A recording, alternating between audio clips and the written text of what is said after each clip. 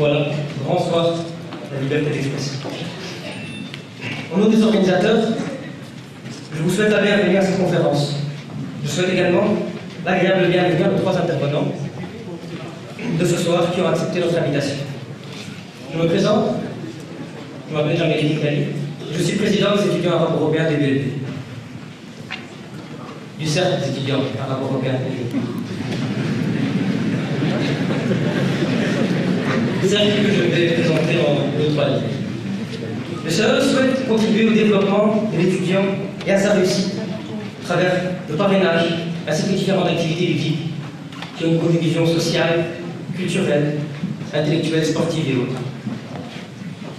Culturelle car le cercle s'inscrit dans le dialogue et c'est exactement dans ce cadre-là que nous avons organisé cette conférence sur la liberté d'expression.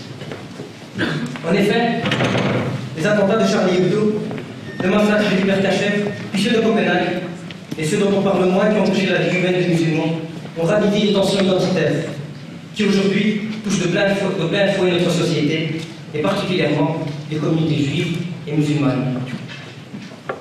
Ces clivages identitaires aujourd'hui semblent s'approfondir avec un durcissement des positions des uns et des autres, une peur et un malheureux ras-le-bol généralisé. On vit aujourd'hui, chers amis, dans un climat pessimiste.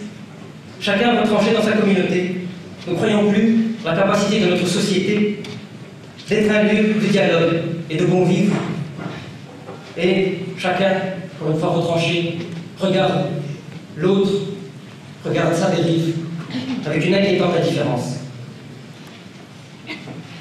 Chère jeunesse, car oui, nous sommes tous jeunes, car la jeunesse est un état d'esprit, c'est à nous de refuser ce clivage. Ces clivages qui tendent à nous imposer des événements. C'est maintenant qu'il faut agir. C'est maintenant qu'il faut discuter, débattre, trouver le point commun et accepter qu'on a le droit fondamental de ne pas être d'accord. Mais nous avons le devoir de s'unir, de trouver nos points d'union. Nous avons le devoir de mener des projets, des combats communs, notamment sur le cause social, car ceci, très chers amis, est notre responsabilité de citoyens, ou simplement d'humains. Alors aujourd'hui, dans cet esprit d'échange et de débat, nous avons choisi de parler de la liberté d'expression, qui est un droit acquis au prix de nombreuses luttes. Ce droit qui garantit à tout individu la liberté d'exprimer son opinion et empêche, ou en tout cas essaie d'empêcher tout abus, toute autorité de restreindre cette liberté, cette autorité qu'elle soit morale, religieuse ou politique. Au vu de notre contexte, il s'avère que la liberté d'expression est un des centres de crispation. En effet, ce qui heurte, ce qui n'heurte pas assez, ce qui n'heurte pas du tout, n'est pas ressenti de la même manière et diffère selon notre culture, notre milieu social, ou simplement notre sensibilité, d'où la question de ses limites, de son éthique. De même, nous nous interrogeons sur la question des médias. Les médias. Et leur liberté inconditionnelle d'informer. Le traitement médiatique crée-t-il des clivages au sein de notre société? Ont-ils une responsabilité dans les crispations identitaires que nous connaissons? Pour aborder toutes ces questions, nous avons le plaisir d'accueillir des intervenants de qualité que notre chère modératrice vous présentera dans quelques instants. Mais permettez-moi, s'il vous plaît, d'ajouter quelques mots. Notamment, par commencer à présenter notre modératrice, qui s'appelle Safia, qui est étudiante en dernière année de journalisme, n'est-ce pas? Et qui est rédactrice en chef de notre blog. Merci beaucoup. Ensuite, je tiens à remercier toute l'équipe organisatrice, plutôt toutes les équipes. Certains vous voyez, d'autres vous ne voyez pas. Les personnes qui s'occupent de la billetterie, qui sont occupées du buffet, enfin ceux que vous voyez peut-être moins, la sécurité ou la régie, les 2 camarades qui sont derrière.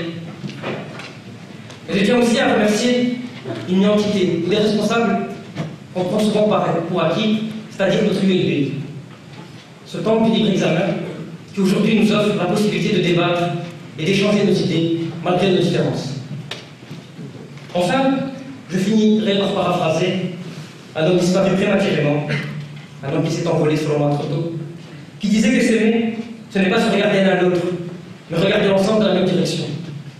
Et à mon humble avis, je pense que s'accepter, se respecter, se considérer, ce n'est pas se regarder l'un l'autre et chercher des défauts, des imperfections dans le visage de son voisin, mais c'est plutôt s'unir, se serrer les coudes et regarder vers l'avant, vers notre démocratie, vers le respect de la dignité humaine.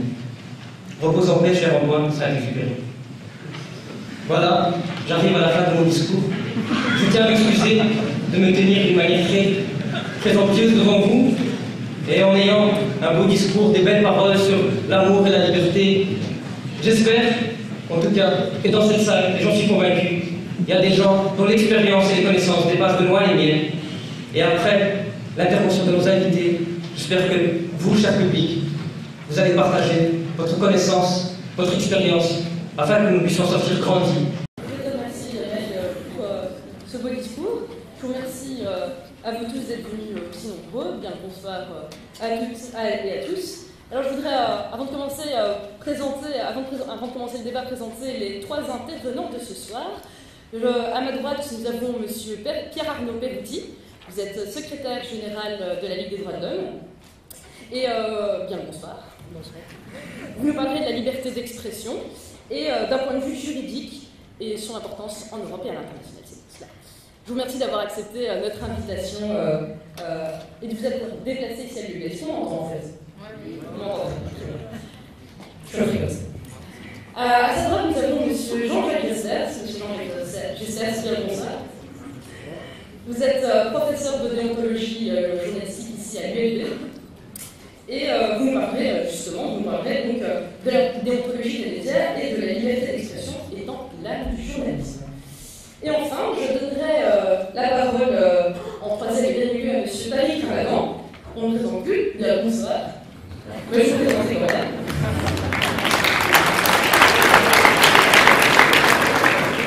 Bien bonsoir, M. Ramadan. Vous êtes professeur de distinction contemporain à l'Université d'Oxford, et vous êtes aussi directeur du site, un des organisateurs de cette conférence. Le site se présente comme le Centre de recherche sur la législation islamique et l'éthique basé au Qatar.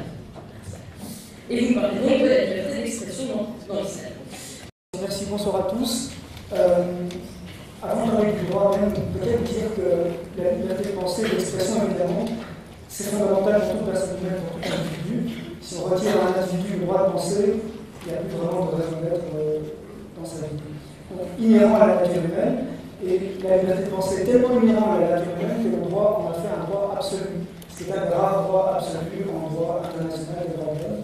On dit souvent qu'il y a un droit absolu, mais aussi le droit de penser, le droit de croire, de ne pas croire, le droit de religion, de ne pas avoir de religion, de changer de religion, de penser ce qu'on veut, c'est un droit absolu. Et qui a été protégé dès les premiers instruments internationaux de protection des droits de l'homme, donc les instruments anglais du XVIIe siècle, et puis américains au XVIIIe, et puis les déclarations françaises au moment de la Révolution, et qui est aujourd'hui consacré par les principales déclarations universelles des droits de l'homme, les principaux instruments de la protection des droits de l'homme. Donc bien sûr la Déclaration universelle des droits de l'homme de 1948, mais aussi la Convention européenne des droits de l'homme, mais aussi le Pacte international des droits civils et politiques dans le système de l'ONU, et plus récemment la Charte des droits fondamentaux au niveau de l'Union. Donc toutes ces conventions consacrent évidemment à la liberté de pensée. Liberté de pensée, de conscience et de religion telle que formulée par la Convention européenne des droits de l'homme. Alors la liberté d'expression par rapport à cette liberté de pensée, évidemment, n'est que le prolongement de la pensée. C'est très bien de pouvoir penser dans la tête, mais si on pourrait exprimer ce qu'on pense, c'est bien entendre la liberté d'expression, qui est également protégée par la même convention, mais qui, elle, pour le coup, n'est pas absolue, comme vous le savez, sans doute. Elle peut être limitée à certaines conditions. Et c'est évidemment dans ces conditions que vont surgir des discussions, des débats et des mécanismes. Alors, la liberté d'expression ne reste pas un droit fondamental en démocratie, et c'est peut-être important d'avoir en tête qu'elle a deux dimensions. D'une part, une dimension personnelle pour chaque individu, mais aussi une dimension collective, parce que pour une démocratie, pour un système démocratique, une société, c'est aussi intéressant en tant que tel d'avoir des opinions, une pluralité d'opinions, et d'entendre des gens discordants, ça a été dit dans l'introduction, de pouvoir discuter, échanger avec des gens qui ne sont pas d'accord. Échanger avec des gens qui sont d'accord, c'est toujours sympa, mais là où ça devient intéressant, c'est d'échanger avec des gens qui ne sont pas forcément d'accord. Et c'est ce que la Cour européenne des droits de l'homme a consacré assez tôt dans sa jurisprudence dès 1976, dans un cas qui est resté célèbre et qui est cité à un moment, avec un site, qui disait la Cour que la liberté d'expression vaut non seulement pour les idées qui sont accueillies sans problème par la majorité de la population, mais aussi et peut-être surtout pour les idées qui heurtent, qui choquent et qui inquiètent. Et d'ailleurs, Salman Rushdie disait la même chose, il disait sans la liberté de penser, la liberté d'expression cesse d'exister. Donc c'est évidemment là que vont se poser des questions délicates, mais la liberté d'expression comprend dans le système de la Cour européenne de la Convention la liberté de choquer et peut-être même de foncer.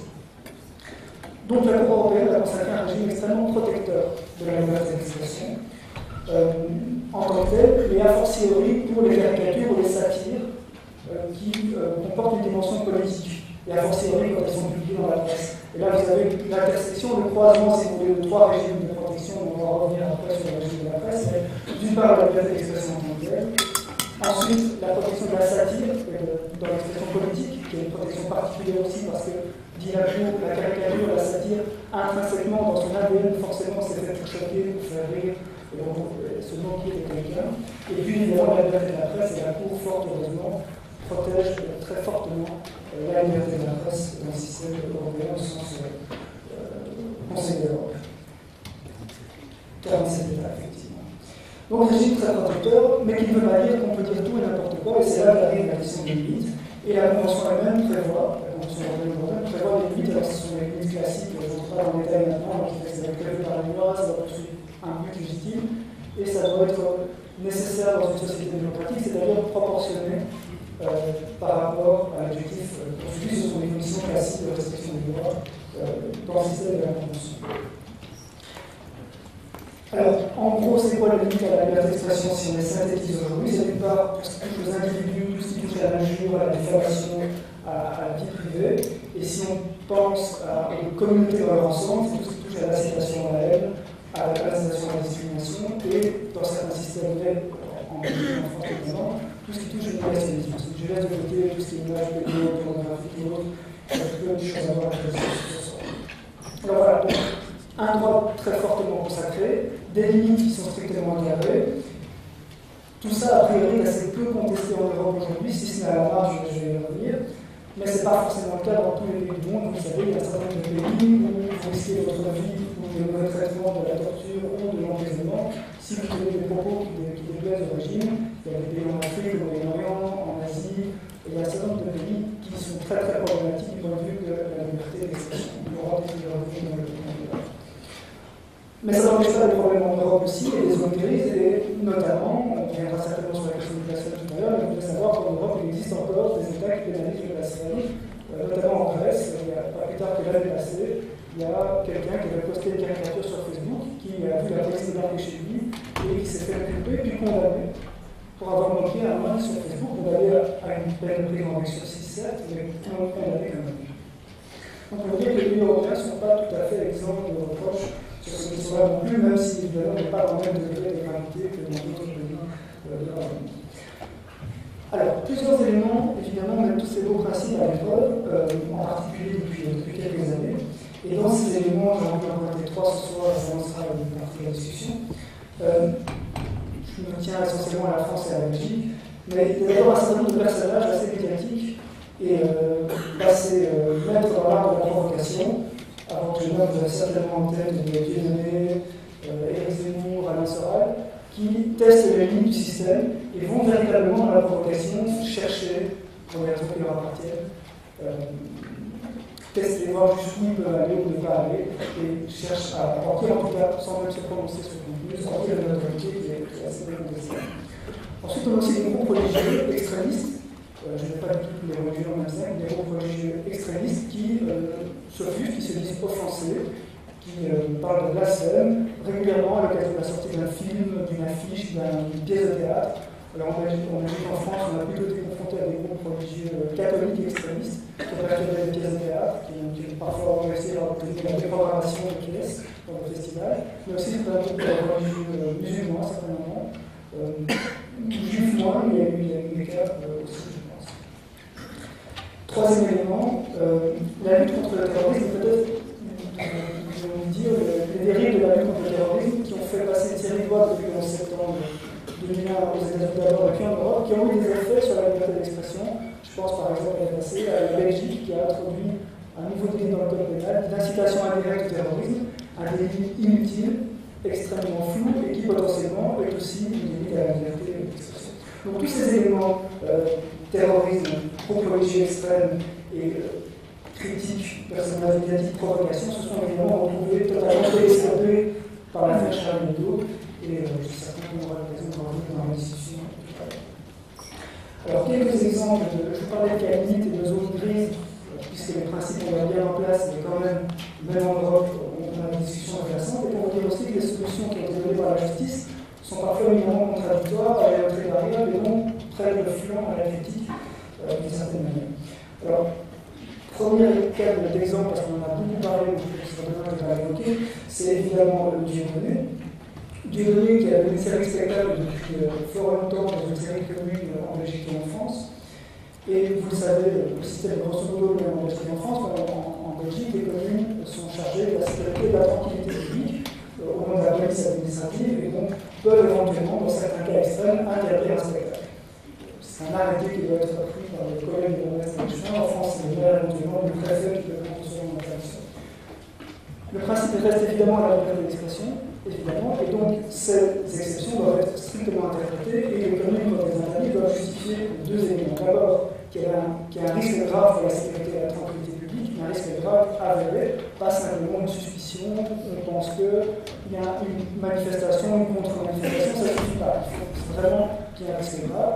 Et d'autre part, il faut qu'il n'y ait pas d'autres moyens moins attentatoires à la liberté d'expression que l'interdiction. C'est-à-dire le rôle de la commune, c'est d'abord éventuellement de faire en sorte que l'événement, le spectacle en l'occurrence puisse avoir lieu, de mettre des policiers à disposition s'il faut, de séparer les manifestants contre les manifestants s'il faut, mais la règle c'est que le spectacle, la manifestation doit pouvoir avoir lieu sauf cas extrême.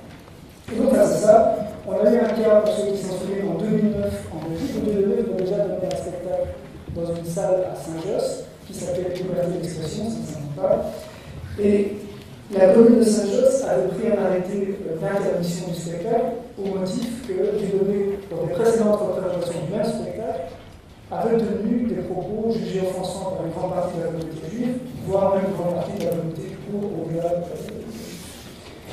Et donc la commune interdit, la commune de Saint-Josse interdit le spectacle. Les producteurs ont introduit un recours dans le Conseil d'État, et le Conseil d'État, dans un arrêt très bref et extrêmement bien motivé, très pertinent, sans rentrer dans le débat pour ou contre les données, parce que c'est évidemment pas du tout la question, a invalidé la décision de l'ordonnance communale, donc a permis que le spectacle ait lieu, en disant au passage que les communes, ce n'est pas le rôle des communes de veiller à la correction politique et morale du spectacle, en tout cas pas préventivement. Ce n'est pas le boulot des communes. Un spectacle doit avoir lieu. Et si les limites sont franchies, si une incitation à la haine est proférée dans le spectacle, si les propos négatifs sont tenus, eh bien, la personne qui se produit dans ce spectacle peut être poursuivie comme n'importe qui, comme moi ce soir, comme n'importe qui tient des frontières publiques de cet ordre. Donc pas d'intervention préventive, ni le Conseil d'État, mais poursuite éventuellement si les lignes rouges sont franchies. Et ça me paraît, on peut revenir éventuellement là-dessus sur la discussion, mais ça me paraît la ligne à tenir, c'est en tout cas la ligne que la Ligue des droits de l'homme tient depuis un moment, même avant 2009, et ça fait beaucoup plus. Pour vous montrer qu'un cas n'est à l'autre, vous savez évidemment, vous avez tous suivi l'actualité, qu'il y a eu beaucoup de cas en France, un match avec Manuel Valls, entre Dieudonné et Manuel Valls, avant qu'il soit Premier ministre et les autres ministres de l'Intérieur. En 2014, notamment, souvenez-vous, Manuel Valls avait pris une circulaire, alors pas pour interdire les spectacles de Dieudonné, il n'avait pas la compétence, mais pour rappeler au maire et au préfet les conditions de la violence et les conditions, notamment de la Cour européenne des droits de l'homme et de la Convention, auxquelles un spectacle peut être interdit. Alors évidemment, il ne peut pas aller plus loin juridiquement, mais tout le monde a interprété ça comme un signal, comme un encouragement pour éventuellement interdire ce spectacle. Mais on a eu une décision en sens différent. Le premier pas à faire, c'était à Nantes, si vous vous en souvenez. Donc de nouveau, interdiction, je crois que c'est le préfet qui a créé un arrêté préfectoral d'interdiction du spectacle. Le tribunal administratif, puisqu'en France, il y a un échange intermédiaire entre la commune, le préfet, la préfecture et le Conseil d'État. Le tribunal administratif suspend la décision d'interdiction, mais par contre, le Conseil d'État a suspendu la décision du tribunal administratif, et donc l'interdiction du spectacle a été confirmée par le Conseil d'État en France, sur des bases très discutables de mon avis. Et puis un an plus tard, Conseil d'État de France, de la même manière, en février 2015, c'est récent, il y a un mois, Même genre de situation, autre spectacle, lieu de nouveau, on est dans une commune de Clermont-Ferrand, le maire interdit la conférence, recours au tribunal administratif qui suspend la décision du maire, recours devant le Conseil d'État qui, cette fois, autorise le spectacle. Et donc, confirme la décision du tribunal administratif. Vous avez un an d'intervalle, deux décisions du Conseil d'État français qui, dans un cas, interdit le spectacle, dans un autre cas, l'autorise, et on parle de la même personne du jury, et avec pas de différence fondamentale dans le spectacle. Alors, pour revenir à la logique, on n'est pas non plus tout à fait exemple de discussion intéressante, puisqu'il y a une sorte de séquence, je trouve surtout avec le truc de Charles Hebdo intéressant à examiner dans l'année 2014. Si vous vous souvenez de ce fameux congrès européen de la dissidence qui devait être organisé à Bruxelles en mai 2014, qui réunissait une belle brochette de gens qui avaient tenu les groupes antisémites dans le passé, on retrouve notamment Olivier, mais aussi Alain Sarah et Laurent Louis.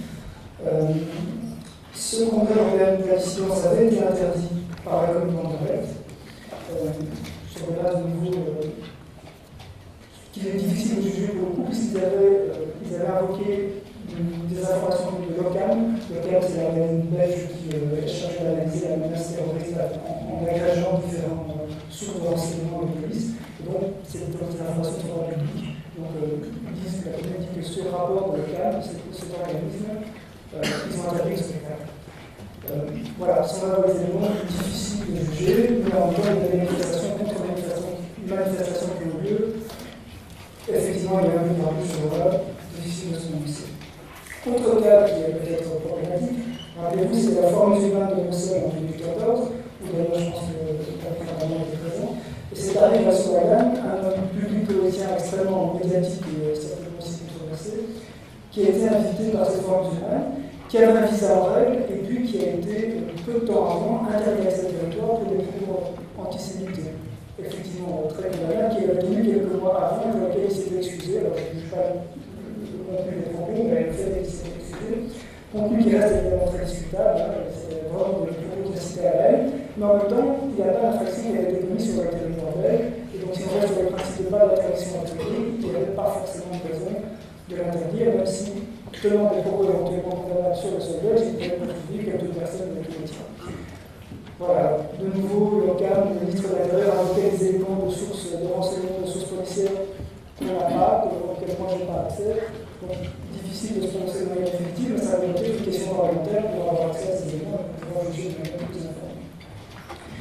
Et puis, il y a aussi l'affaire Éric Zemmour. Rappelez-vous, là, on était à la fin de l'année 2014, début de l'année 2015, Éric Zemmour qui avait commis ce livre, le suicide français, qui veut faire une séance de dédicace en Belgique et qui vous le proposerait éminemment de Zélandais, donc qui a suscité une sorte de levée de bouclier, plusieurs personnes, plusieurs associations, dont une personnalité politique, ont demandé son interdiction sur le territoire belge. Et là, la Ligue a repris la même ligne en disant que non, Éric Zemmour tient des propos qui sont infiniment discutables. Mais ce n'est pas en interdisant les Zemmour qu'on va passer dans le débat, donc pas d'interdiction, mais par contre, discutons, réfutons, expliquons, mais une interdiction ne change rien, pour le coup, elle a été d'ailleurs refusée. Je vérifie juste alors voilà, on était dans cette séquence, dans ces trois éléments de 2014 et 2015, et le hasard incroyable a fait que les jours étaient à Bruxelles la veille des attentats de Charlie, et le lendemain se produit ce qui s'est produit, ces attentats absolument indescriptibles qui nous ont laissé dans un état de stupeur, de sidération dont je n'ai pas complètement sorti. Évidemment, avec un élan de solidarité, d'indignation tout à fait légitime, tout le monde se disait, pas tout le monde, justement, tout le monde se disait je suis Charlie. Mais avec toute la question de savoir ce qu'on est derrière je suis Charlie, et bien des gens étaient Charlie pour d'excellentes raisons, et puis il y avait des gens qui n'étaient pas Charlie, parfois pour de très mauvaises raisons, et puis parfois pour des raisons bonnes aussi. Et donc, toute la question de savoir ce qu'on est derrière je suis Charlie, évidemment, ça fera peut-être partie de la discussion. Mais comme une réaction très sanitaire, les lignes ont été rappelées qu'il n'est pas question de transiger sur la liberté d'expression, qu'il n'y a pas de pénalisation du blasphème en France ou en Europe. Encore qu'en France, on pourra parler des vieilles lois complètement anachroniques en Alsace et en Moselle, qui j'espère s'arrêtera rapidement, mais qui peut pénaliser le blasphème des Charles de Gaulle, qui est suivi sur la musique et relaxé l'année dernière, parce que on fout que ça existe en France. Mais je je pense, les 17 dernières années, j'espère. Et donc, les choses de base ont été rappelées, il y a une solidarité qui s'est manifestée par la rue et tout ça très bien, mais en même temps, on a pu constater un climat, au-delà de l'évacuation atroce, un climat qui est quand même relativement malsain, j'hésite à utiliser le mot malsain, mais en tout cas fort discutable. Et au nom de la liberté d'expression, on a vu des choses qui sont beaucoup plus critiquables, parfois jusqu'à l'absurde. On a vu un nombre de poursuites et de condamnations pour apologie du terrorisme en France pour des gens qui étaient même parfois des jeunes, mourus dans un transport en commun, qui tenaient des propos des policiers qui sont poursuivis pour apologie du terrorisme. Ça n'avait sans doute pas grand-chose à voir avec le terrorisme. On a même vu un gars de militant pour la commissariat de police qui a pu s'expliquer sur l'apologie du terrorisme. Tout ça n'a évidemment pas beaucoup de sens. Il y a un certain nombre de peines qui ont été prononcées qui sont extrêmement sévères. Donc, dans des temps troublés comme ceci, moi ce que j'ai envie de dire, mais après ça, place de débat évidemment, c'est qu'il faut évidemment s'attacher à défendre la liberté d'expression, ne pas transiger sur la ligne rouge, de réattacher le droit à s'exprimer, le fait qu'il n'y a pas d'interdiction glaciale en tout cas dans ce ici, il y a en France d'ailleurs. Mais dans le même temps, reconnaître que l'argument qui consiste à dire si vous n'aimez pas Charlie, si vous vous sentez offensé par Charlie, il suffit de ne pas l'acheter, n'est plus opérant aujourd'hui parce qu'avec Internet, avec Facebook et avec Twitter, il y a des millions de gens dans le monde qui sont confrontés à la couverture de Charlie, qui le veulent ou non, qui les cherchent ou pas. Donc l'argument de la réponse, ça ne va pas dire qu'on va changer de ligne de position ici, mais que ça nous oblige à l'intérieur, ça nous oblige à une discussion avec des gens qui n'ont pas la même perception que nous sur ces questions-là. Encore une fois, ça va dire qu'on va forcément changer la vie, mais ça nous oblige en tout cas à la discussion, à tenir compte de la manière dont ce que nous exprimons est perçu dans notre zone du monde, et aussi à nous montrer consistant dans la manière dont nous appliquons notre principe. Et là, je pense que tout le monde peut regarder balayer devant ses portes, devant sa porte, aussi bien en Belgique qu'en France, et même une juridiction comme la Cour européenne des droits de l'homme n'a pas toujours été irréprochable dans sa poursuite. On pourra revenir sur le débat tout à l'heure. Le but de ma présence, c'était de rappeler un cadre de la liberté d'expression, de rappeler que cette liberté d'expression est fondamentale en démocratie, mais qu'elle n'est pas illimitée, qu'on peut poser des limites, et que toute la question évidemment est de savoir où on met les limites, même si elles sont importantes, et qu'un débat là-dessus est essentiel parce que si on pose des limites, il faut qu'elles soient appliquées de manière équilibrée et égale pour tout le monde. Et de ce point de vue-là, il y a une série d'affaires qui ont défrayé la chronique qui nous montrent que ce n'est pas toujours le cas. Et donc la Ligue des droits de l'homme défend la liberté d'expression. Dans les histoires, les affaires Dieudonné qu'on a pu citer par exemple, la Ligue des droits de l'homme s'est clairement positionnée contre l'interdiction préventive des spectacles, mais par contre, la Ligue, comme d'autres, peuvent parfaitement poursuivre Dieudonné s'il tient des propos qui sont contraires à la loi sur le négationnisme, des propos antisémites ou de l'incitation à la haine. Donc si vous voulez, c'est ça, c'est d'une part pas d'interdiction préalable, pas de censure, mais si les propos sont tenus, bien sûr, ils peuvent être poursuivis et éventuellement condamnés. Mais moi je pense que le cadre de discussion était très bien, je pense que la discussion était sereine et intéressante, que les arguments ont pu être échangés, que chacun a pu s'entendre et s'expliquer, et que pour moi c'était un excellent débat. Il y a 16 pays sur 192 membres de l'Organisation des Nations Unies dans lesquels la liberté de la presse est garantie à 100%. 38 pays dans lesquels on peut considérer qu'elle existe. Sur 192 nations inscrites à l'Organisation des Nations Unies. 2 pays d'Asie, 4 pays d'Afrique, 6 pays d'Amérique du Sud et d'Amérique latine. Vous voyez que la liberté de la presse, ce n'est pas quelque chose de très fréquent, de très répandu. Les chiffres que je donne viennent de Reporters sans frontières, et évidemment, on peut les contester, on peut les critiquer. Les critères qu'ils appliquent ne sont pas des critères absolus, mais ils sont suffisamment pertinents pour se poser la question de savoir ce que veut dire aujourd'hui la liberté de la presse dans le monde. Nous avons la chance d'être parmi les 16 pays en Belgique. Parmi les 16 pays où la liberté de la presse est considérée comme étant garantie à 100%. Et je souhaite vraiment qu'on y reste.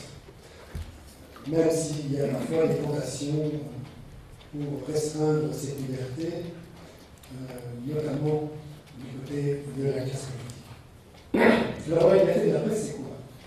C'est évidemment une modalité d'application de la liberté d'expression via des moyens de presse ou de médias, dans les arts privés, à la radio, à la télévision, sur Internet, par toutes sortes de moyens de diffusion. Si la liberté de presse a été instaurée, c'est parce qu'on a considéré qu'elle était indissolublement liée à la démocratie. La notion de liberté de presse est née en même temps que le concept, l'idée libérale de démocratie. En effet, dans la conception libérale de la démocratie, il y a, si vous voulez, trois sphères. Il y a une sphère politique, la sphère dans laquelle s'exerce le pouvoir, avec les assemblées élues, le gouvernement. Une sphère économique, là où se produisent les richesses, là où on échange, là où on vend, on achète. Et puis entre les deux, ce qu'on a appelé une sphère publique, c'est-à-dire un endroit où les citoyens peuvent échanger des idées, où se constitue l'opinion publique. L'opinion publique qui va avoir nécessairement une influence à la fois sur la sphère politique et sur la sphère économique. Pour que cette opinion publique puisse se nourrir de quelque chose, il faut lui apporter de la nourriture. Et qui va apporter de la nourriture, sinon les médias? Donc, on comptait dès le début, dès la création des démocraties parlementaires, dès le milieu du XIXe siècle en Europe occidentale et en Amérique du Nord, on comptait sur la presse, avec il n'y avait que la presse imprimée, pour nourrir la création d'opinion, pour nourrir ce débat qui devait déboucher sur la décision politique notamment. Évidemment, c'était une démocratie censitaire, c'était une démocratie dans laquelle c'était que les nantis qui avaient le pouvoir, etc. Donc, on peut faire toutes sortes de critiques à ce concept, mais les principes étaient là. Ce qui est paradoxal, c'est qu'en même temps qu'on établissait ces principes fondamentaux de la démocratie, en même temps, on s'apercevait que la presse et les médias, ça pouvait aussi être des produits qui rapportaient de l'argent. Grâce au chemin de fer, à la locative, à toute une série de développements techniques, on s'est rendu compte, et grâce aussi à la publicité, on s'est rendu compte qu'il y avait moyen de diminuer le coût de production du journal, et donc de le vendre moins cher, et donc de le vendre à plus de gens, et donc de le faire un peu plus rentable. Et cette idée, découverte par les fondateurs de la presse populaire, a entraîné des conséquences sur le contenu de la presse. C'est notamment le fait que les journaux populaires se sont mis à vendre des histoires davantage qu'à vendre des informations.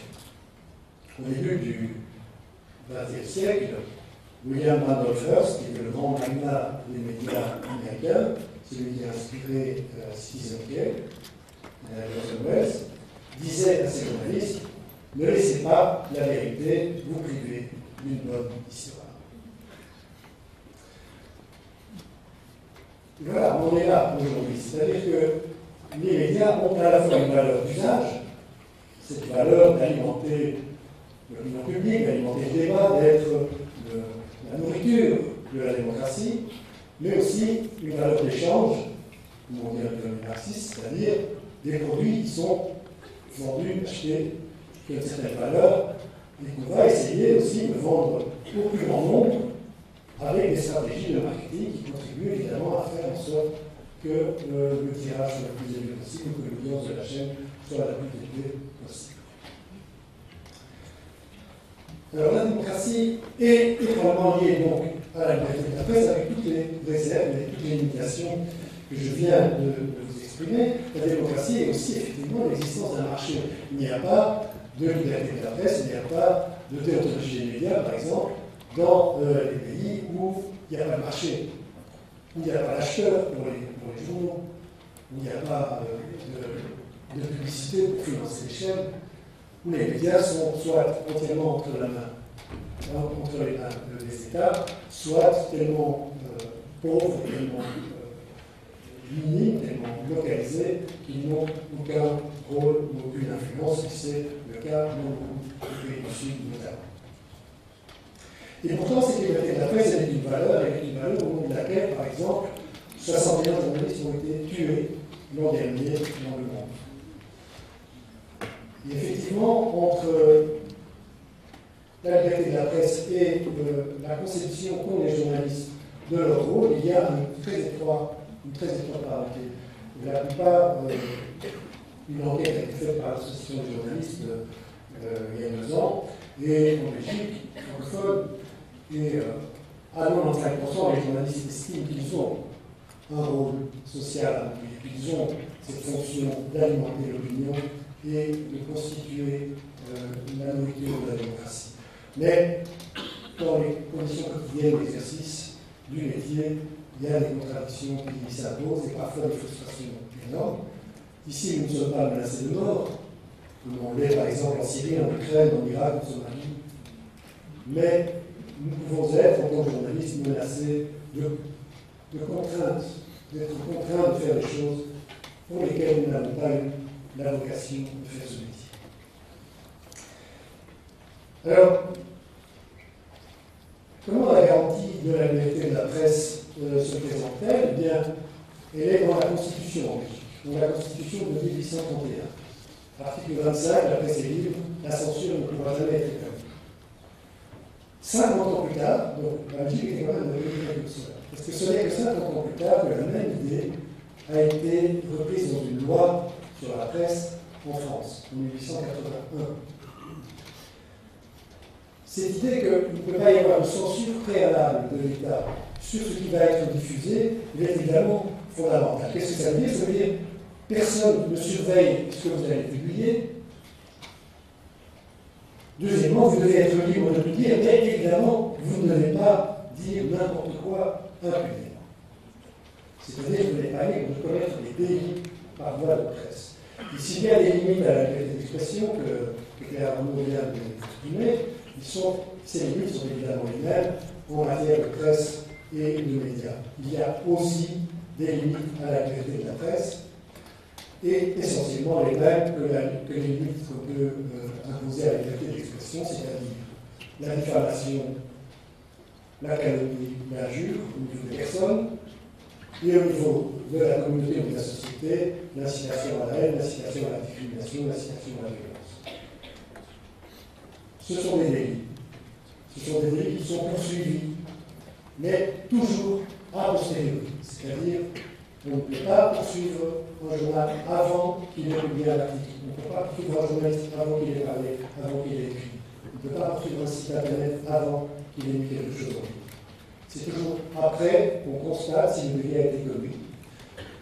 Et en Belgique, lorsque le délit a été commis par voie de presse, la seule manière de le sanctionner, c'est de passer devant la cour d'assises, c'est-à-dire devant le juge de pénal.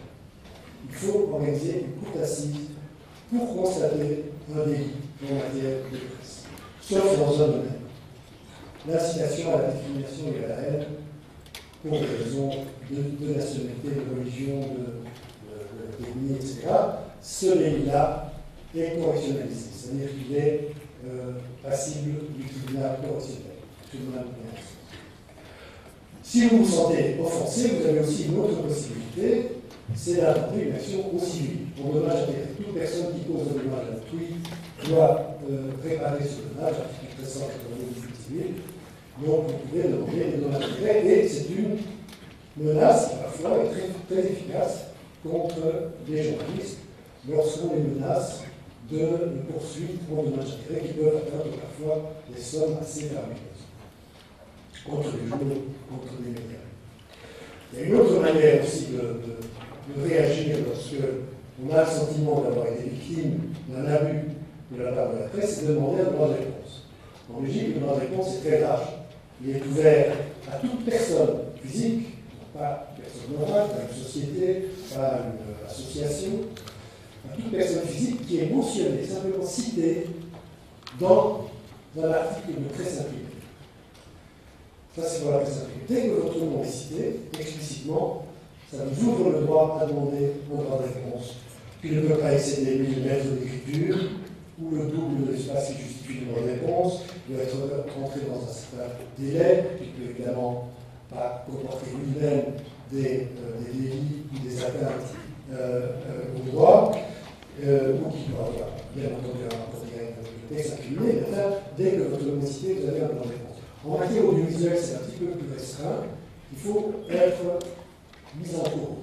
Il faut qu'il y ait dans l'article, dans le contenu éditorial auquel vous vous attaquez et auquel vous répondez, des mises en cause, c'est-à-dire qu'on vous ait incriminé d'une manière ou d'une autre.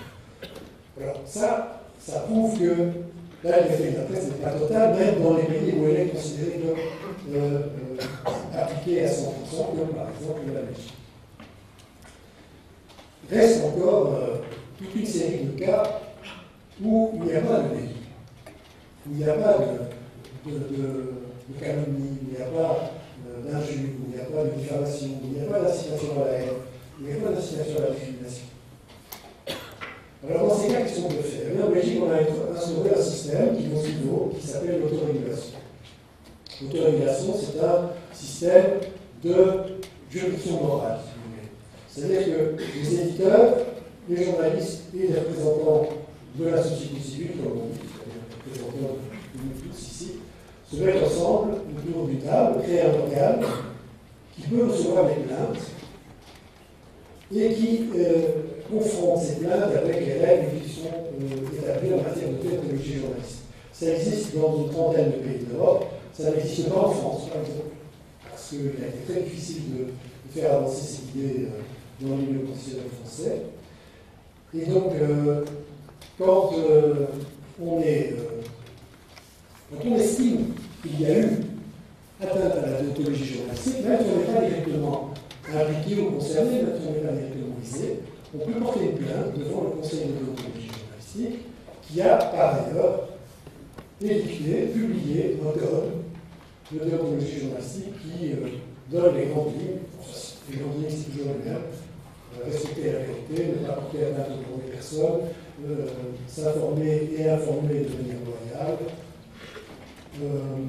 ne pas inciter à la discrimination ou à la stigmatisation, etc., sauf si l'intérêt général l'impose. C'est-à-dire si l'intérêt de la collectivité, l'intérêt de l'information pour la collectivité, l'intérêt de la divulgation d'une information pour la collectivité l'emporte sur ces règles.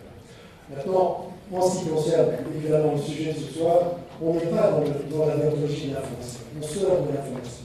On est dans l'opinion, on est dans l'expression de l'opinion, on est dans la satire, on est dans l'ironie, on est dans la caricature.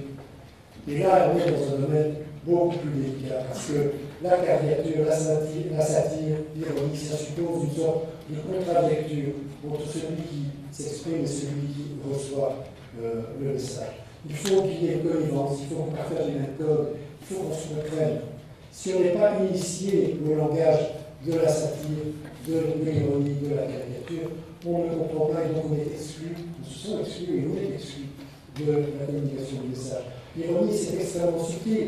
On peut dire par exemple que ce que dit M. Ramadan n'est pas totalement idiot. Et je le dirais parce que je me suis souligné que c'est très intelligent. Je peux dire à un ami, espèce de con, et je le dirais pour montrer justement mon amitié à cet ami. C'est de l'ironie. C'est extrêmement difficile à comprendre si on n'est pas d'accord sur ce contrat implicite qu'il y a entre les lecteurs et les récepteurs. Et c'est là sans doute que se situe beaucoup de malentendus aujourd'hui. J'ai essayé de montrer quel était le cadre de la responsabilité journalistique et quelle était la manière dont la liberté de la presse fonctionnait dans le monde et en Belgique, en quoi elle était parfois limitée, par quoi on pouvait éventuellement considérer qu'elle était limitée, et comment on pouvait éventuellement, si on se sentait atteint ou si on se sentait victime d'un abus de la liberté de la presse, comment on pouvait réagir. C'est une initiative magnifique. Ça m'a donné l'occasion de croiser et de rencontrer Tariq Ramadan. C'est toujours très intéressant. Et en plus, je crois que le débat qui a eu lieu et la manière dont il s'est déroulé était tout à fait intéressant et tout à fait important pour le moment en tout cas. Merci. D'abord, j'aimerais vous remercier infiniment de cette invitation entre le cercle arabo-européen et le centre de recherche sur la législation islamique et éthique, de nous permettre de nous retrouver ce soir ici sur ce sujet, également pour nous dans le prolongement de toutes les activités que nous aurons ce week-end sur les questions d'éthique. Et je trouve particulièrement important la façon dont les choses se déroulent ce soir, avec d'abord le cadre juridique, également l'expression de la liberté et de la déontologie, parce que je pense que les choses sont liées au niveau des médias. Et avant d'arriver spécifiquement à à une interprétation qui serait, qu'est-ce qu'on peut dire de la liberté d'expression d'un point de vue musulman. J'aimerais quand même partir de ce qui a été dit et du contexte dans lequel nous sommes, parce que je ne pense pas qu'une discussion théorique sur la liberté d'expression d'un point de vue musulman soit très intéressante si on ne la contextualise pas là où nous sommes, comme nous sommes, et en fonction des enjeux, parce que dans ce qui vient d'être dit, il y a eu des enjeux extrêmement importants. Alors, simplement, à titre d'introduction, 3 points que j'aimerais mettre en évidence qui ont été rappelés, vous les avez rappelés de façon extrêmement claire, et en même temps avec des formulations qui peuvent prêter à confusion, si je peux me permettre. Quand vous dites la liberté d'expression est absolue. Mais ensuite, Je pense que c'est absolu, pas d'expression, justement. d'accord. D'accord, c'est très bien, parce que il avait semblé entendre ceci dans le premier point, puis ensuite vous avez expliqué que finalement il y a des limites, et vous l'avez dit dans les deux domaines, autant du point de vue du droit que du point de vue des médias, il y a des limites à la liberté d'expression, nous sommes dans le cadre de la diffamation, dans le cadre de l'injure, du racisme, etc. Et ça, je pense que c'est un cadre extrêmement important. Pourquoi? Parce que souvent, on a envie de jouer, certains apprentis sorciers veulent jouer le clash des civilisations en disant la liberté d'expression est absolue chez nous, elle ne l'est pas chez vous. Or, jamais la liberté d'expression, ni en termes philosophiques, c'est-à-dire que les grands philosophes de l'Occident, de Kant à Rousseau, jusqu'au cadre juridique, jamais la liberté d'expression n'est absolue. Elle a des limites, et ces limites-là sont traduites dans le droit. Ayant dit ceci, je pense que là où il faut qu'on soit d'accord, et là c'est pour ça que je pensais que le cadre que vous avez mis est très clarifiant et ça me permet à moi de mettre en évidence, dans le cadre dans lequel je vais m'exprimer, un certain nombre de choses qu'il faut qu'on dise. À partir du moment où nous sommes d'accord que la liberté d'expression doit se défendre dans les limites de ce que la législation permet, il faut qu'on dise et que l'on répète qu'il faut défendre cette liberté d'expression, que ce soit sur le plan des citoyens comme sur le plan des médias. Ça, c'est un principe sur lequel, à mon sens, on ne peut pas entrer dans une discussion qui soit sérieuse si on ne clarifie pas ces choses-là, parce qu'il y a beaucoup de confusion dans le propos, et donc il faut à un moment donné clarifier les principes. Donc, pour ce qui me concerne, et ce que je pense être de l'intérieur ou à partir de la citoyenneté européenne, la citoyenneté belge ou française ou n'importe quelle autre, de pouvoir le dire, et à partir de nos références religieuses aussi, qu'on ne fasse pas que l'une se confronte à l'autre, mais qu'on dise la liberté d'expression doit se défendre. Deuxième point qui doit être clarifié, et là ça amène justement à ce que vous disiez, il faut que cette liberté d'expression que l'on défend, elle soit appuyée sur un principe d'égalité. C'est-à-dire qu'il n'y ait pas des principes de liberté d'expression qui soient à géométrie variable selon qui dit ou ce qui est dit. Or, le problème, il est là. L'un des grands problèmes que nous avons aujourd'hui, ce n'est pas le principe de la liberté d'expression, c'est son application à géométrie variable selon ce qui est dit, qui le dit et comment cela est dit. Alors, vous avez donné des exemples. Vous avez pris des exemples, et c'est là où finalement on assigne les citoyens européens de confession musulmane à prendre des positions qui laisseraient entendre qu'ils ont un problème avec la liberté d'expression, alors que leur problème n'est pas avec la liberté d'expression, il est avec sa gestion selon le courant dominant français que nous avons aujourd'hui. Et que la question n'est pas légale, la question est politique et idéologique. Alors je prends un exemple. Quand j'ai eu à intervenir avant le drame en France des assassinats que l'on a condamnés avec force et détermination, sur Charlie Hebdo, ce que je mettais en évidence, comment se fait-il qu'il y ait scandale quand des musulmans se fusquent d'avoir été ou de penser avoir été insultés, mais que finalement on ait admis et pas beaucoup discuté le fait que ce même Charlie Hebdo, ce journal, ait renvoyé un de ses collaborateurs parce qu'il avait fait une mauvaise blague sur l'appartenance juive du fils de Sarkozy qui cherchait de l'argent. Et il s'est fait virer. Et les mêmes, les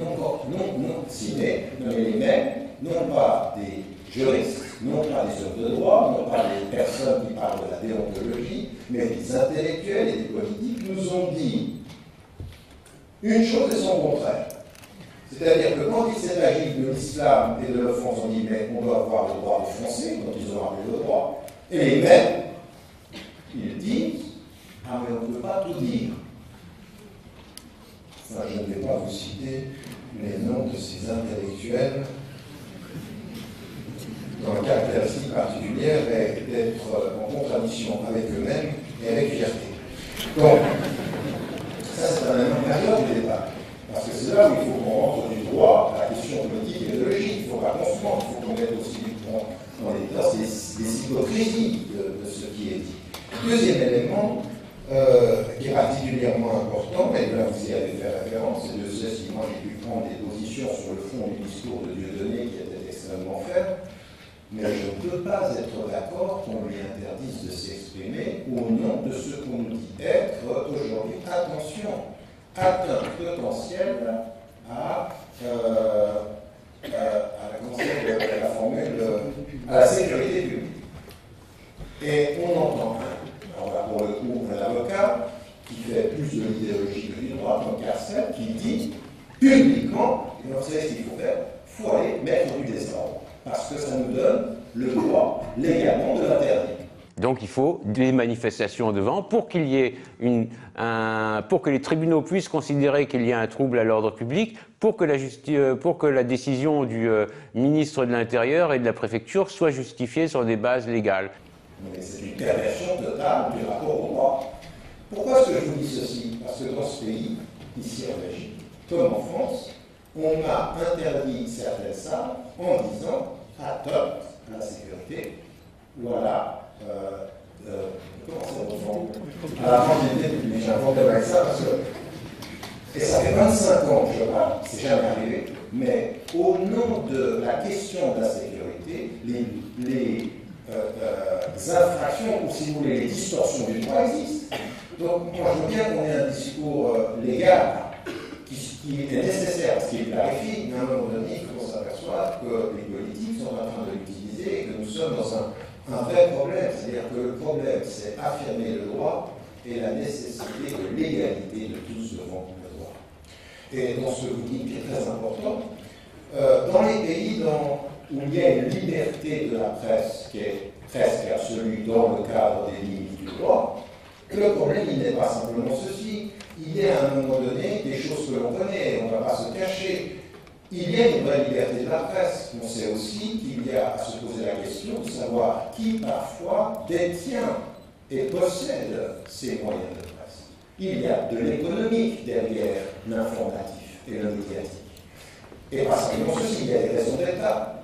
Et à un moment donné, on se dit, je vais prendre un exemple plus, je vais mettre le doigt sur les affaires mal. C'est-à-dire sur la question du conflit israélo-palestinien, il y a des choses que vous pouvez dire parfois, d'autres que vous ne pouvez pas dire. Je donne un exemple qui vient de se passer là où je vis, en Angleterre.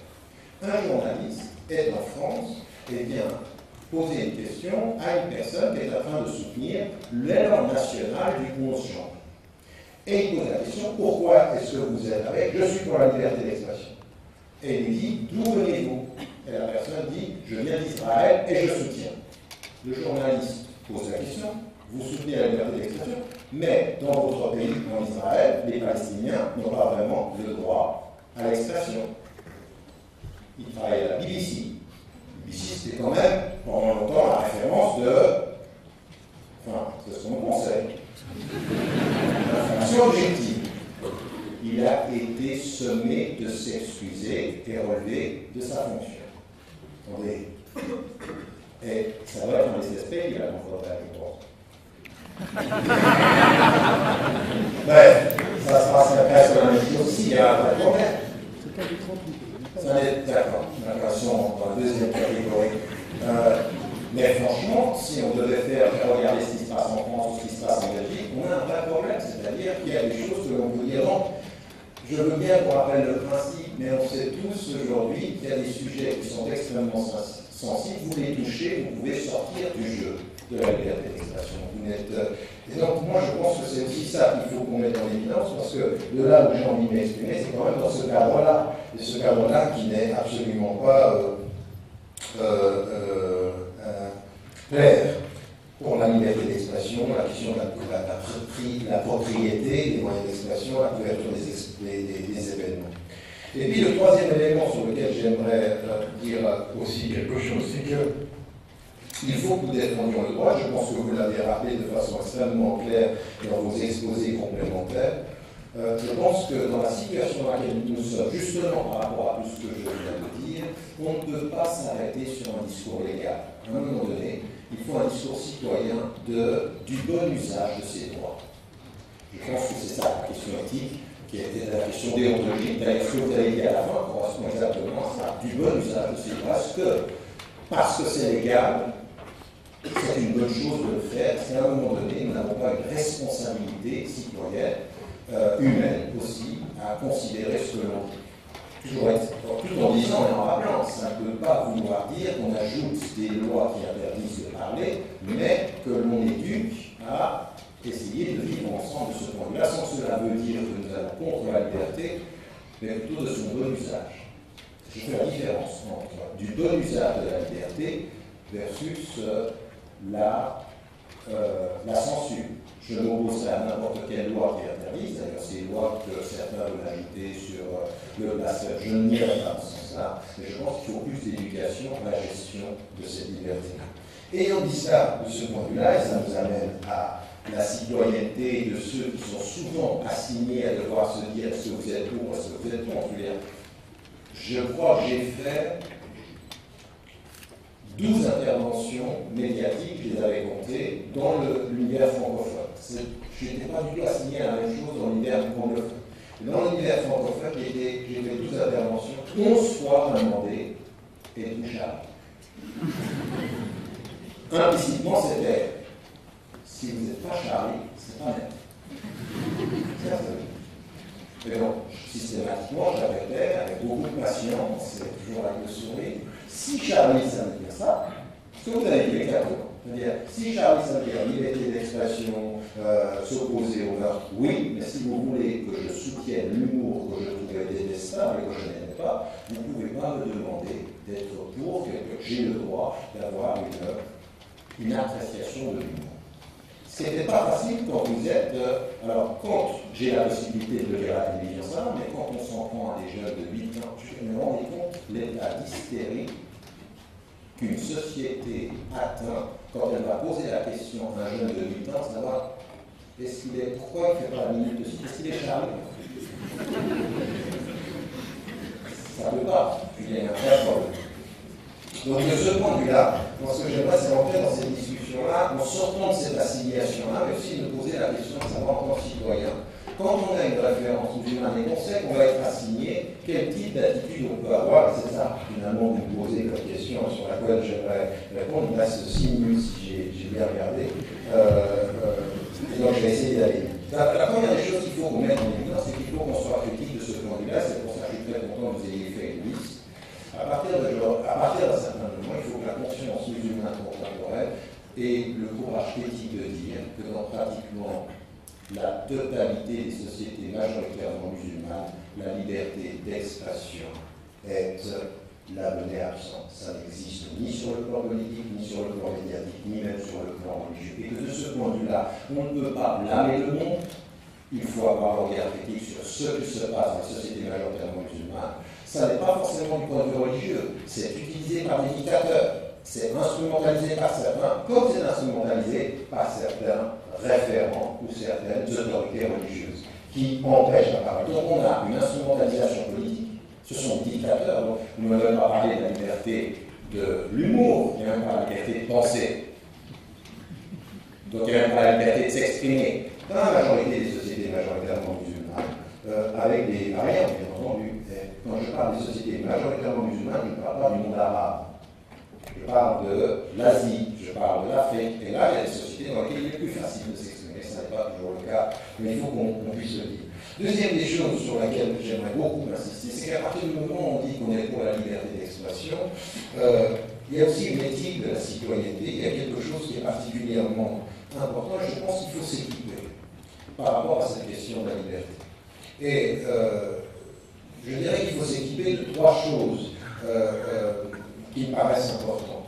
Quand on dit qu'on est citoyen de l'État, aussi en Belgique, France, il y a un élément qui est important quand on va défendre la liberté d'expression, c'est la question de la langue. C'est-à-dire la maîtrise des mots et la maîtrise de la langue dans l'univers de référence dans lequel nous sommes. C'est exactement ce que vous venez de faire.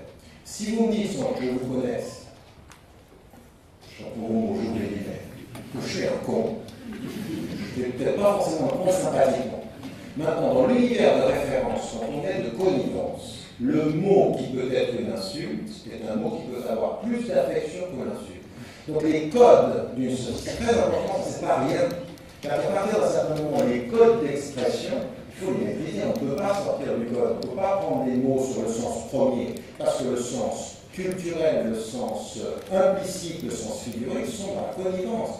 Et donc, quand on est dans une société, c'est pour ça que je dis que c'est très important, que les citoyens belges de confession musulmane ne peuvent pas simplement revendiquer leur appartenance à la société belge par le passeport, mais c'est partout le donné culturel, toute la psychologie collective, le langage, l'expression. Ça, c'est capital, c'est là où on atteint, parce que c'est là où l'humour a un sens. Vous ne faites souvent, vous n'êtes pas dans la société dans laquelle vous participez, si même l'humour, vous ne le comprenez pas. Et ça ne s'agit pas simplement de connaître la langue, d'avoir le passeport. Ça, ce sont des choses qu'il faut travailler en amont, c'est-à-dire cet élément. Le deuxième élément très rapide, que je voulais mettre en évidence, c'est aussi la connaissance de soi et d'autrui, c'est-à-dire à partir d'un certain moment, ce travail de connaissance-là, il est particulièrement important de connaître ses références, comment est-ce qu'on doit les comprendre, et comment on connaît aussi les références d'autrui. Ce travail de soi autrui, c'est un travail, c'est le début du respect, c'est le début du pluralisme.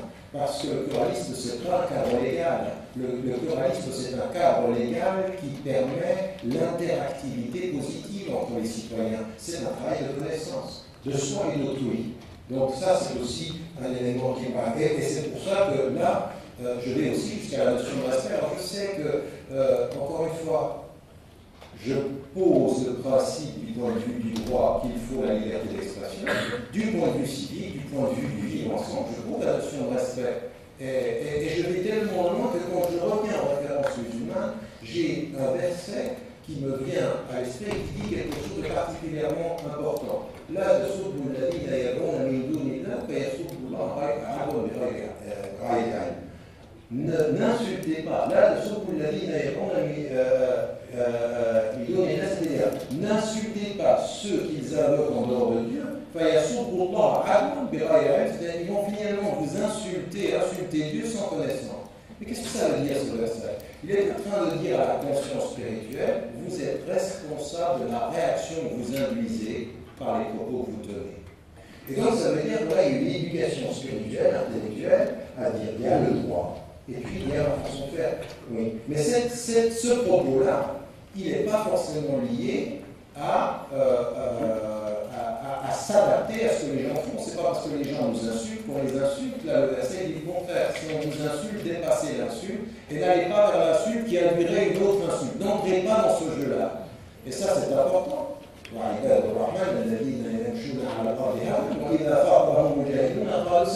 Les propos extrêmement forts, c'est-à-dire ceux qui sont avec le miséricordieux, d'abord regardez l'élégance. Ils marchent sur la terre de façon légère, avec humilité. Et quand on les attaque, quand les ignorants les attaquent, qu'est-ce qu'ils répondent? Paix, salam. Ça veut dire quoi ça? C'est-à-dire qu'à un moment donné, quand le cadre légal est là, il y aura de l'insulte, il y aura de la... Comment faut-il répondre? Avec l'élégance des humbles et ceux qui ignorent l'attaque. Ça s'appelle comment en philosophie ceci? La distance intellectuelle critique. Prendre de la distance. Et moi je l'avais dit au moment de l'affaire de Corona, en disant prenez de la distance, ne tombez pas dans le piège. J'avais rencontré les journalistes. Donc un journaliste me disait, mes collègues jouent la provocation. Alors à partir d'un certain moment, respecter le principe de la liberté d'expression, c'est de dire bien le principe de la liberté d'expression, de dire vous avez le droit de le faire, mais j'ai aussi l'élégance de vous ignorer dans vos attaques. Ça s'appelle, c'est de l'éthique citoyenne, c'est de l'éthique de la liberté d'expression. Et moi, ce que je comprends du point de vue musulman, pour les citoyens français de confession musulmane, belges de confession musulmane, européens de confession musulmane, c'est que la valeur ajoutée de leur présence en Occident, ça n'est pas d'ajouter de la censure, c'est d'apporter la distinction de l'élégance de ceux qui ne répondent pas à l'insulte. C'est-à-dire, le droit, il est à vous, Mais l'élégance éthique, je vais vous montrer comment je réagis à ça. C'est-à-dire que des fois, je réagis même pas. Des fois, je réagis. Souvenez Wilders, il a dit je vais déchirer le Coran, vous allez voir. Et puis, ils l'ont fait à l'humour. Il a été tellement idiot qu'il leur a remercié de ne pas s'être énervé. Et d'autres musulmans vous avez vu ce qu'ils ont fait les Français à Coppet avec son truc sur les pains au chocolat. Ils ont distribué du pain au chocolat. C'est égal. Ils veulent du chocolat, ils veulent du pain. Vous savez, de quoi on montre parfois, on montre d'humour. Mais pas de l'humour vulgaire qui répond à la vulgarité, l'humour de l'élégance qui répond parfois à la vulgarité. Ça, c'est aussi une démarche également. Mais ce que j'aimerais dire par rapport à ça, c'est que si vous revenez même à l'exemplarité du prophète de l'islam, si vous revenez à ça, l'élégance en face de cette personne qui lui jette des ordures sur son passage, et il passe, il ne dit rien, il ne réagit pas. La seule fois où il réagit, c'est quand elle ne lui met pas d'ordures. Et qu'est-ce qu'il fait? Il va lui demander si elle a des problèmes de santé. Vous voyez en 2015, que ça peut vous marquer sur la conscience de dire mais oui, vas-y, insulte. Tu ne me trouveras pas dans ton insulte, tu me trouveras dans l'élégance qui la dépasse. Et ça, moi, c'est ce que j'aimerais amener, c'est mon dernier point. Ce que j'aimerais, c'est que dans le débat, en Belgique ou en France, on puisse avoir ce supplément d'éthique, ce supplément tout en revendiquant les droits. C'est-à-dire que ça, c'est aussi une chose qui me paraît important, c'est-à-dire qu'il faut avoir une distance digne par rapport à l'humour qui pourrait nous blesser et admettre qu'on peut nous blesser. C'est légal de nous blesser. C'est humain et spirituel de le dépasser. C'est intellectuel et raisonnable. Et ça, on va se retrouver. Quand je dis ceci, je retrouve les agnostiques, les athées, les chrétiens, les juifs, les hindous. On est d'accord là-dessus. On est d'accord sur ces éléments-là. Il y a un cadre légal, ensuite on va le dépasser. Mais attention, s'il y en a un, s'il y en a une, politique, journaliste ou autre, qui enfreint et qui est dans le délit du droit, alors la notre dignité, c'est de ne pas le laisser faire. Mais pas d'attaquer tous ceux qui vont nous critiquer. Parce que là, moi, par exemple, quand j'ai vu que certains vont attaquer Welbeck. Mais non. Certains vont attaquer Zemmour. Mais non. À un moment donné, ça, il faut ignorer et dépasser. Vas-y, parle. Dis ce que tu as à dire. C'est pour ça que je suis pour la légalité. Je ne pense pas qu'il fallait interdire Zemmour. Je ne comprends pas que certains soient les premiers à dire Dieudonné, il faut qu'il parle et qu'ils étaient pour que Zemmour puisse pas parler. Attendez, il y a un problème. C'est-à-dire que ceux qu'on reproche de manque de cohérence, on reproduit nous-mêmes. Non, il faut laisser les gens parler. Et puis, la force, c'est de ce point de vue-là.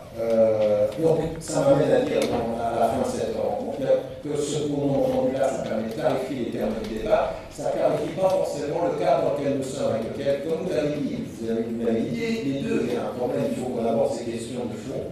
Il faudrait un tout petit peu plus de raison raisonnable, un petit peu moins d'émotion hystérique et absurdité, parce qu'on est dans un travail, dans une réalité de surdité. Et puis, moi, ce qui m'intéresse, quand vous me posez la question, comment est-ce qu'on réagit à partir des références musulmanes? J'aimerais dire un supplément d'éthique et non pas une assignation à la censure vis-à-vis des gens qui sont autour de nous. Merci. Écoutez, je pense que le cercle arabo-européen, d'ailleurs en collaboration avec le Centre pour la législation islamique et l'éthique, ont travaillé ensemble pour organiser une réflexion autour de la liberté d'expression. Et donc moi, mon engagement, il est d'abord, je pense que cette collaboration en amont est bienvenue, le sujet est bienvenu, les personnes qui ont participé entre le rappel du cadre juridique, la réflexion sur les médias et puis la responsabilité citoyenne, c'est le bon moment pour appeler à plus de responsabilité, à plus d'engagement à la prise de parole et non pas simplement à constater qu'il y a des tensions autour de la liberté d'expression. Aujourd'hui, on a besoin de beaucoup plus de personnes qui s'engagent à la défendre et à travailler ensemble plutôt que simplement à se plaindre.